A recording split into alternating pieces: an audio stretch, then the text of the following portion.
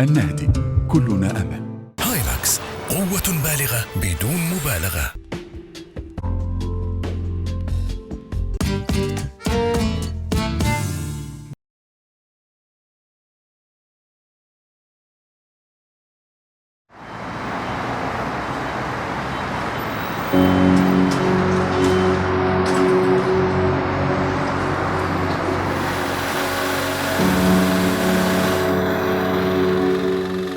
الضوضاء هي أخطر أنواع التلوث البيئي على صحة الإنسان وأكثرها انتشاراً، ولكنها كثيراً ما تهمل ويستهان بأضرارها لأنه لا لون لها ولا طعم ولا رائحة.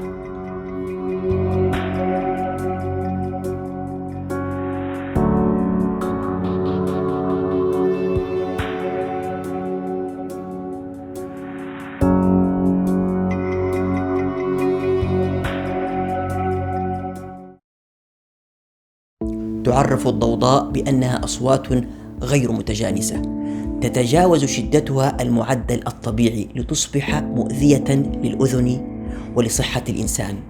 وخطورة التلوث الضوضائي أنه يؤثر فينا شئنا أم أبينا، بعلمنا أو بغير علمنا، فالأذن تلتقط دائما حتى أثناء نومنا، وليست كالعين التي نستطيع أن نغلقها عندما لا نريد أن نرى شيئا.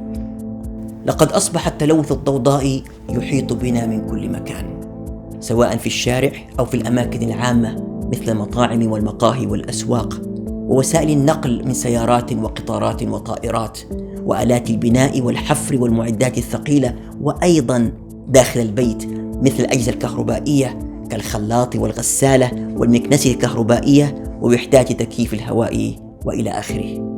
وأصبح يعد أخطر أنواع التلوثات البيئية بسبب انتشاره الواسع ومخاطره التي يجهلها كثيرون. يقاس مستوى شدة الصوت بوحدة تسمى الديسيبل، ولا بد أن يكون مستوى الضوضاء أقل من 25 ديسيبل لكي يستطيع الإنسان النوم والراحة. والهمس تتراوح شدته ما بين 20 إلى 30 ديسيبل، والمحاورة العادية نحو 60 ديسيبل، وازدحام السيارات نحو 70 ديسيبل، وهو ما يعادل ضوضاء المكنسة الكهربائية في المنزل. ومجفف الشعر يصل إلى 90 ديسيبل، والقطارات ومحطات المترو والدراجات النارية تحدث حوالي 100 ديسيبل، والطائرات النفاثة تحدث أكثر من 120 ديسيبل. والإنسان لا يستطيع التركيز والتفكير إذا زادت النسبة عن 65. أما إذا تعدت 85 فتعتبر سيئة لصحة الإنسان بل وخطيرة. أما مستوى شدة الصوت الذي مقداره 140 فهو مؤشر عتبة الألم في الأذن، ومثال عليها الألعاب النارية. والآثار السلبية للتلوث الضوضائي على صحة الجسم كثيرة جدا، فلنبدأ بتأثيرها على القلب والأوعية الدموية. فإن الجسم يستقبل الضوضاء على أنها مهدد لسلامته، فيتدفق بسرعة فائقة هرمونات مختلفة في الجسم مثل الأدرينالين والكورتيزون، ما يؤدي إلى تقلص الأوعية الدموية. وهذه الهرمونات إذا استمرت في إفرازاتها فإنها تؤدي للإحساس بالقلق والاضطرابات العصبية وعدم القدرة على التركيز واضطرابات النوم والانفعالات الزائدة وغير المبررة والاكتئاب على المدى البعيد، حيث وجد على سبيل المثال أن 20% من المرضى النفسيين في فرنسا هم ضحايا التلوث الضوضائي.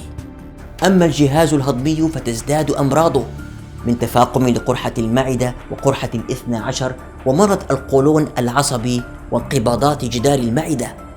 ونظرا لزيادة إفراز هرمون الكورتيزول فإن الجهاز المناعي يضعف كذلك، ويصبح الإنسان أكثر عرضة للإصابة بالأمراض البعدية والالتهابات والأمراض السرطانية.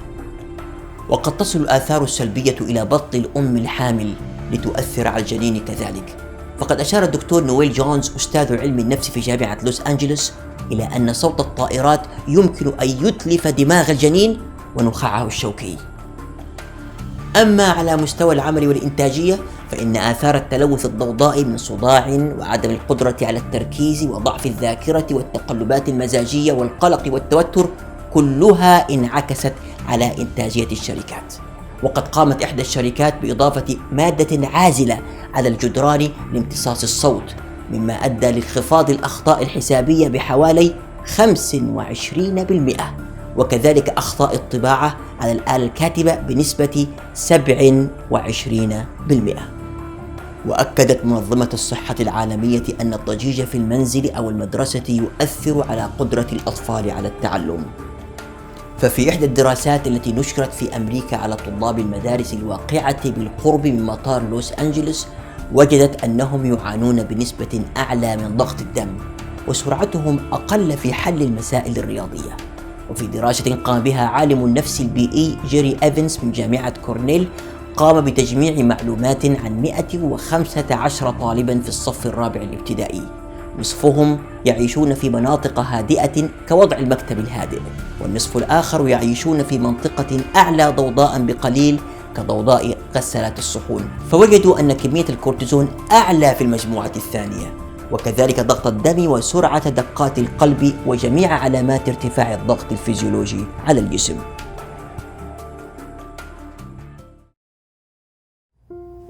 ما هي الحلول؟ أما على مستوى الدول فتخطيط المدن على أسس ومساحات واسعة، وإنشاء حدائق تتخللها لتكسر حدة الضوضاء، وإبعاد المدارس والمستشفيات عن مصادر الضوضاء كالمطارات والسلك الحديدية والشوارع الرئيسية المزدحمة، ووضع قوانين تحد من استخدام آلات التنبيه للسيارات داخل المدينة وخاصة أثناء ساعة النوم من الليل.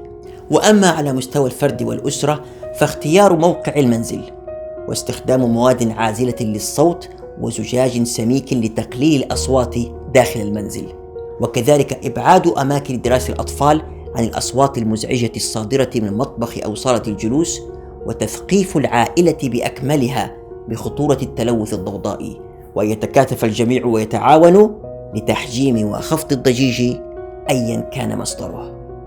لقد قام الطبيب والباحث العالمي ألفريد توماتوس بأبحاث ودراسات على مدى 50 عاما على حواس الإنسان، ليستنتج في النهاية أن حاسة السمع هي أهم حاسة من حواس الإنسان، لأنها تتحكم في الجسم كله وتنظم عملياته الحيوية.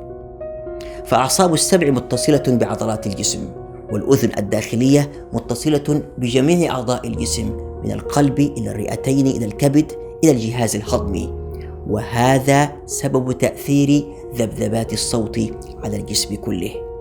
فمن أراد أن يصح له جسده بل وعقله وروحه فليحمي نفسه بحماية أذنيه من التلوث الضوضائي قدر الإمكان.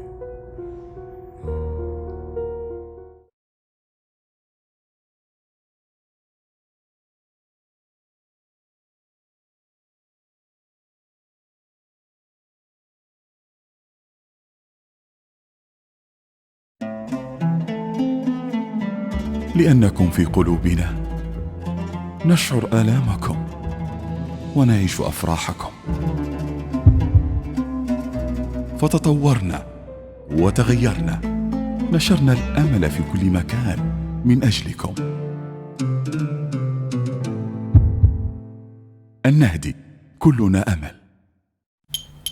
يشرفني انك تخطب بنتي. قل لي يا فهد، ايش تشتغل؟ طال عمرك. أنا أشتغل في مشاريع كبيرة، أقدم خدماتي لعلماء المستقبل، وأحيانا أدخل في المشاريع الصغيرة، أستثمر في القطاع الزراعي. أنا يكلموني كبار المهندسين، أفزع لهم فزعات. ما شاء الله ما شاء الله. انت تعرف في البناء ودنا ونبوك نكبر البلكونه في المخ. لا ترى مالك إلا ولد عمي. هايلاكس، قوة بالغة بدون مبالغة.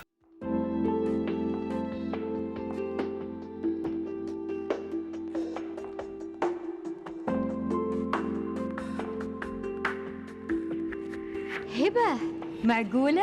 إيش هالرشاقة؟ هذا هو سر رشاقتي، زنيكار.